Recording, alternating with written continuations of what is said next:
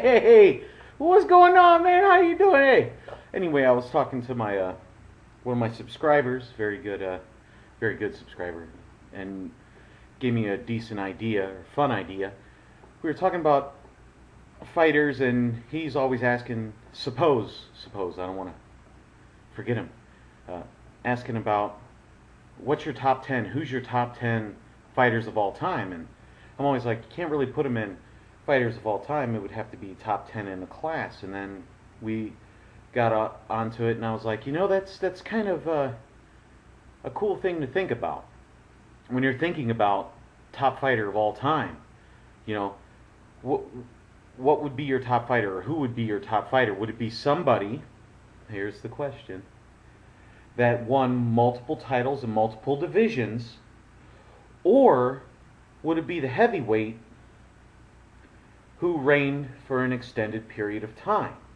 Now, there's pros and cons. The pros would be, well, you won titles in different divisions. You were able to go up and master another division and win a title. Whereas in the heavyweight, on the pro side, would be, dude, there is no weight limit. You're fighting guys in different divisions every time you get in the ring. If you go over to the other guys, my little tiny angry jockeys, you could be like, well, if I go up from 126 to 147, I jump like 6 different classes. The heavyweight side would be, dude, I fight guys that are 70 pounds heavier than me, almost every fight. There could be that difference.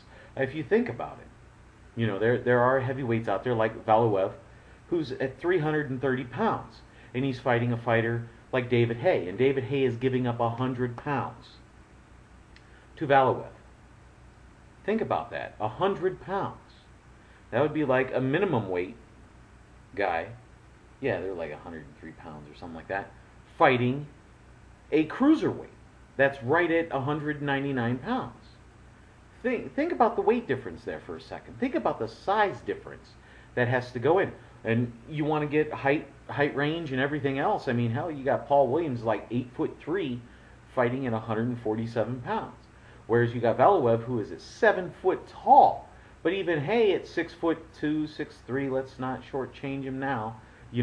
We're talking about 9-inch difference. And in the other weights, if you're at 6'2" and you're fighting a dude that's only 5'6", we're looking at an 8-inch difference there.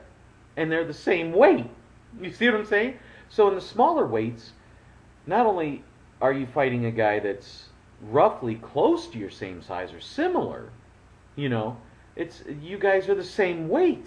So granted, he might be able to come into the ring with water weight on him, and that's true. They could put on 15 pounds of water, which is very, very dangerous. And the last place your body reabsorbs the water is in your brain. That's why it's so dangerous to lose all the weight before the fight. And whereas in a heavyweight, dude's like, when I get on the scale, I get on the scale. What I weigh, I don't care. They have kind of like a goal weight they want to shoot at that they know is their target range. For the Klitschko's, it's between 240 and 250. Anywhere in there, and they're usually almost always 245. So that's what I want to pose to you. What is the greater feat?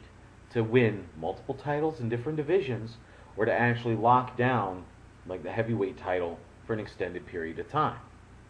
And we'll go with a year for every, or is that it? Oh, there's another one. Thanks, Eduardo, whispering in my ear like that.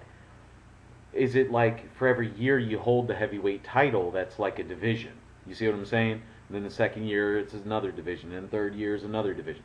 I mean, if that was the case, Dempsey would have the record because he held the title for like 6 years, or Lewis with like 11 years. You see what I'm feeling? You feeling me? You see what I'm saying? So when you want to talk about the greatest, let's talk about the greatest. What is your definition of the greatest? You see what I'm saying? I mean, who's greater? The smaller fighter that wins a bunch of titles, or the bigger fighter that holds it for the longer time? And give me your reasons why, please. And thank you. Please comment, rate, subscribe, be my friend, be Eduardo's friend. He's always lonely because I just keep him locked in the closet. Okay? Well, anyway, it's Bigragu. I'm out.